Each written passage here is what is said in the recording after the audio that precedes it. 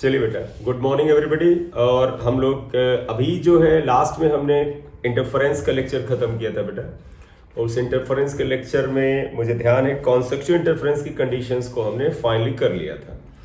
अब अगला जो हमारा स्टेप है वो है to get the conditions of the destructive interference. तो अब बात होगी डिस्ट्रक्टिव इंटरफेरेंस। तो सेकेंड पार्ट आप लिखिएगा for destructive interference. I think everybody knows कि डिस्ट्रक्टिव इंटरफेरेंस मीन्स क्या हुआ कि इंटेंसिटी इज मिनिमम। आप कह सकते हो रिजल्टेंट इंटेंसिटी इज मिनिमम और जीरो। तो ये इसका पहला पार्ट हुआ, resultant intensity is minimum. Minimum जो वर्ड है ये ज्यादा अप्रोप्रिएट है। जीरो एक स्पेसिफिक केस के लिए लेते हैं क्योंकि हम गुड कंट्रास्ट चाहते हैं, तो इंटेंसिटी को जीरो करना चाहते हैं। धीरे धीरे आगे हम इसको डिस्कस करेंगे। तो रिजल्टेड इंटेंसिटी इज मिनिमम और जीरो, राइट। ये है।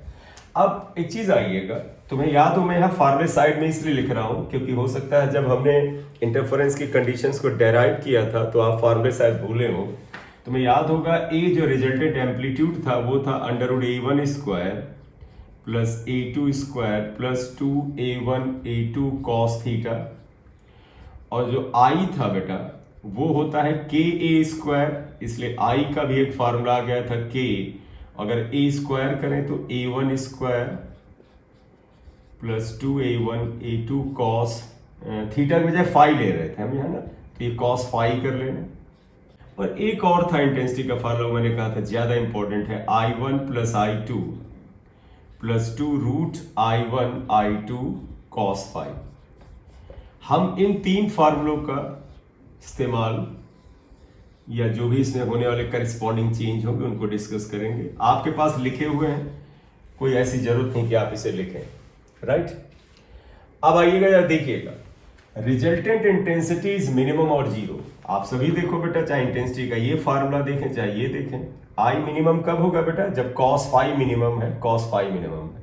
आप सभी को ध्यान होना चाहिए कॉस के किसी भी एंगल की मिनिमम वैल्यू -1 होती है। तो रिजल्टेंट इंटेंसिटी मिनिमम और zero, therefore cos phi should be minimum. Cos phi minimum की वैल्यू क्या होती है, कॉस फाई मिनिमम इज -1। अब आपको ये भी ध्यान होगा कि -1 is the value of cos 180। तो इसका मतलब आप लिख सकते हैं फाई इज इक्वल टू 180 को अगर हम रेडियन में लिखें तो क्या आ जाएगा, पाई। तो ये पाई वैल्यू आई। तो इसको थोड़ा साइड में इधर लिख लेते हैं। तो देयरफॉर देखिएगा फाई इक्वल टू क्या आएगा, -1 is the value of cos 180, यानी -1 जो होगा 180 डिग्री या पाई रेडियन के लिए आएगा। तो आप यहां पाई लिख दीजिएगा। मैंने प्रीवियस लेक्चर में बताया था कि सेम वैल्यू हर 360 डिग्री के बाद बेटा रिपीट होता है। 360 का मतलब है पूरा एक राउंड चक्कर काट के वहीं पे आ जाना। तो कोई भी वैल्यू साइन और कॉस ग्राफ में हमेशा 360 डिग्री, जिसे हम 2 पाई रेडियन कहते हैं, उसके बाद रिपीट होता है। तो अगर हम पाई रेडियन पर -1 वैल्यू पाते हैं तो इसमें 2 पाई जोड़िए, तो पाई और 2 पाई क्या होता है, 3 पाई।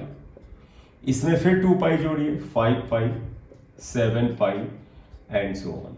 तो इन एंगल्स पर, इन फेज एंगल्स पर आपको cos फाई की वैल्यू मिनिमम मिलेगी। तो -1 से पहली वैल्यू बेटा फाइंड आउट कर लें और फिर इसमें आप 360 डिग्री या 2 पाई को ऐड करते जाइए। आया तो बेटा तुम ध्यान रखो बेटा, ये फेज डिफरेंस के फेज एंगल्स हैं जिसके लिए रिजल्टेंट इंटेंसिटी मिनिमम या जीरो होती है। क्लियर। अब आगे और आइएगा, इसे अगर हम इन जनरल लिखें तो हम ऐसे लिख सकते हैं, मैं फार्मूला बना रहा हूं, मतलब इसको फॉर्म कर रहे हैं, तो शुरुआत में आप चाहे ना लिखें, फाइनल में हम लिख देंगे। अगर मैं इसको लिखूं m-½ पाई, इसको अगर हम एक बार ट्राई करें तो देखो, अगर मैं m की वैल्यू यहां पर 1 लिख देता हूं तो देखो 1 इक्वल टू, अगर यहां लिख दे 1-½ पाई/2 आएगा, नहीं आ रहा है। तो 2m-½ लिखते हैं एक बार, देखिएगा 2m-½ तो देखो ये m की जगह अगर 1 लिखें तो 1 इसमें भी नहीं आता है। तो अब आ जाते हैं मेन 2m-1 पाई। अब एक बार चेक कर लें, m की जगह 1 लिखें तो 2 माइनस 1 इज 1 पाई। इसको बेटा यहाँ पर 2 रखें m की वैल्यू तो 2 इंटू 2 4 माइनस 1 3 पाई। इसी तरह से अगर आप 3 रखें तो आप देखें 6 माइनस 1 5 पाई। ये जनरल में फार्मूला आ जाएगा। मैं तुम्हें एक चीज और बताऊं बेटा, अगर मैं यहाँ प्लस कर दूं तब ये जो आपका रेंज है m की, ये 0 से स्टार्ट करेंगे तो भी यही चीजें आ जाएंगी, लेकिन मैं इसको 0 से नहीं स्टार्ट करना चाहता हूं। मैं डिस्ट्रक्टिव इंटरफेरेंस को 1 से ही रखना चाहता हूं। मैं कोई ऐसा फार्मूला नहीं बनाना चाहता हूं जिसमें m की वैल्यू 0 से स्टार्ट हो। क्यों? एक प्रिकॉशन ले रहा हूं, आगे तुम्हें बता देंगे क्यों। तो तुम ये 1 से ही स्टार्ट करना, यहां माइनस कर लो ये। तो आप इसको बेटा, ये जो डेटा है इसको इन जनरल आप ऐसे लिख सकते हैं। याद रहे तो अच्छी बात है, नहीं इससे कम इंपॉर्टेंट ये नहीं है। पाई, 3 पाई, 5 पाई, 7 पाई, ये अच्छा खासा इंपॉर्टेंट है। ये फेज डिफरेंस होता है। अब हम चाहते हैं पाथ डिफरेंस लाएं। पाथ डिफरेंस को आप डेल्टा एक्स से लिखना चाहे उससे लिख लें, या एक्स से लिखना चाहे ऐसे लिखें। ये तो क्योंकि फाई को हमने डेल्टा फाई नहीं फाई लिखा है, तो पाथ डिफरेंस को मैं एक्स से लिख रहा हूं। तुम्हें याद होगा phi is equal to 2 pi upon lambda into x. X is path difference, जरा वैल्यू डालिए। Phi is actually 2m minus 1, 2 pi upon lambda into x आता है, पाई ये आया। तो एक्स बताइए कितना आ जाएगा। देखो एक्स इक्वल टू लैम्डा अगर आप इधर ले आए तो ये ऐसे आता है, लैम्डा बाई 2 2m माइनस 1। तो x की जो एक्चुअल वैल्यू आई, मैं 2 को बेटा अंदर ले जाता हूं, देखो ये ऐसे आ जाएगा m माइनस हाफ लैम्डा। ये पार्ट डिफरेंस आएगा। ये जो लास्ट इक्वेशन आई इसको ऊपर बेटा एक बार फिर से लिखते हैं। x इक्वल टू बेटा m माइनस हाफ लैम्डा, तुम ध्यान रखोगे तो अच्छा रहेगा। तुम्हें याद है कॉन्सेप्टिव में क्या था, m लैम्डा आया था अगर याद हो।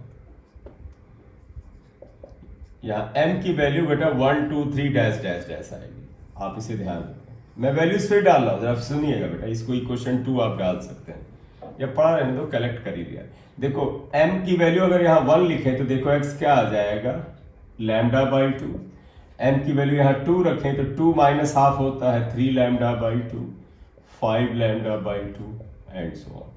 तो बेटा पाथ डिफरेंस अगर lambda by 2, 3 lambda by 2, 5 lambda by 2, 7 lambda by 2 and so on हो तो रिजल्टेंट इंटेंसिटी मिनिमम या 0 होती है। डिस्ट्रक्टिव इंटरफेरेंस के लिए फेज डिफरेंस पाई, 3 पाई, 5 पाई और पाथ डिफरेंस, ये याद रखने से आपको काफी फायदा रहेगा। अब एक काम करो बेटा, डिस्ट्रक्टिव इंटरफेरेंस के लिए cos फाई माइनस 1 आया था, अगर मैं यहाँ माइनस 1 रख लूं तो a की मिनिमम वैल्यू आएगी, माइनस 1 यहाँ रख दें, i की मिनिमम वैल्यू आएगी, माइनस 1 यहाँ रख लें, i की मिनिमम वैल्यू अदर टर्म्स में आएगी। यही करने जा रहा हूं। तो नेक्स्ट पॉइंट क्या है, a मिनिमम क्या आ जाएगा, देखो यहां रख रहे हैं under root a1 square plus a2 square plus 2a1 a2 cos phi is minus 1। तो अगर गौर से देखो ये फार्मूला हो गया a1 square plus a2 square minus 2a1 a2 and that is formula of under root a1 minus a2 का whole square. Square root आप हटा दें तो a1 माइनस a2 आया। a की मिनिमम वैल्यू बेटा a1 माइनस a2 आएगा। I hope आपको याद होगा मैक्सिमम आया था कॉन्स्ट्रक्टिव में a1 प्लस a2। इसके बाद आइएगा नेक्स्ट, अगर मैं i की मिनिमम वैल्यू बात करूं, i मिनिमम क्या आएगा, क्यों हम इसे यूज करें बेटा, हम क्यों ना ये यूज कर लें कि i is proportional to a minimum square. तो हम ये कर लें k a मिनिमम का होल स्क्वायर, इसका तो k a1 माइनस a2 का होल स्क्वायर, ये i मिनिमम आ जाएगा। तो बस इसे ध्यान रखना, इसको लेकर के बहुत ज्यादा एफर्ट्स नहीं करने। एक बार क्वेश्चन पढ़ लेते हैं। To coherent sources each emitting light of intensity I not, मतलब दोनों की इंटेंसिटी I नॉट है, इसका I1 I2 दोनों की वैल्यू I नॉट है। In a medium at a point where phase difference is 2 pi by 3, यानी phi equal to 2 pi by 3 है। आप पाई को बेटा डिग्री में कर दो, रेडियन को, पाई इज 180 अपॉन 3, 60 आएगा, 120 डिग्री आ जाएगा। तो आप इसको रेडियन से डिग्री में करें। अब पूछा है इन्होंने what is resultant intensity, I equal to क्या होता है, याद है बेटा I1 plus I2 plus 2 under root I1 I2 cos phi, ये है बेटा। वैल्यूज डालिएगा, अब एक काम करिएगा, रिजल्टेंट इंटेंसिटी को हम I से लिख रहे हैं और इन्हें में, हाँ ठीक है, कोई फर्क नहीं है, बिल्कुल सीधे आ जाइए। I1 is I naught, I2 is I not plus 2 under root I naught into I naught, cos phi is cos 120। देखो I naught 2 I not plus 2 under root I naught से I नॉट बाहर आएगा, I naught cos 180 is minus half होता है, cancel करिए तो I not बचेगा, 2 I nought minus I nought, इसका the resultant intensity is I not.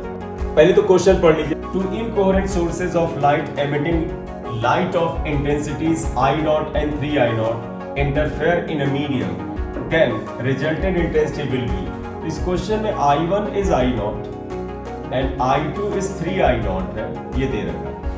Actually अगर आप बेटा इंटरफेरेंस के फार्मूला लगाना चाहते हो जिसमें I मैक्स होता है, I मिन होता है, रिजल्टेंट इंटेंसिटी का जो फार्मूला है I1 plus I2 plus 2 root I1 I2 cos phi, तो उसके लिए कोहेरेंट सोर्सेज होने चाहिए। तो इंटरफेरेंस के नियमों को लगाना है तो सोर्सेज कोहेरेंट होने चाहिए। इनकोहेरेंट सोर्स मतलब ऑर्डिनरी सोर्स। बेटा आप सोच के बताना, बेटा ऑर्डिनरी सोर्स में क्या होता है। जैसे मैं इस जगह पर एक ऑर्डिनरी बल्ब से यहाँ पर एक लाइट इल्यूमिनेट करूँ तो यहाँ चमक आएगी, मान ले चमक इतनी है, और फिर एक ऑर्डिनरी लाइट के सोर्स से मैं इसके ऊपर और एडिशनल इंटेंसिटी डाल दूं, इतनी इंटेंसिटी, तो तुम कहोगे सर इंटेंसिटी पहले अगर I नॉट थी, आप 3 I नॉट और डालोगे तो दोनों जुड़ करके 4 I नॉट हो जाएगा। बस यही आंसर है।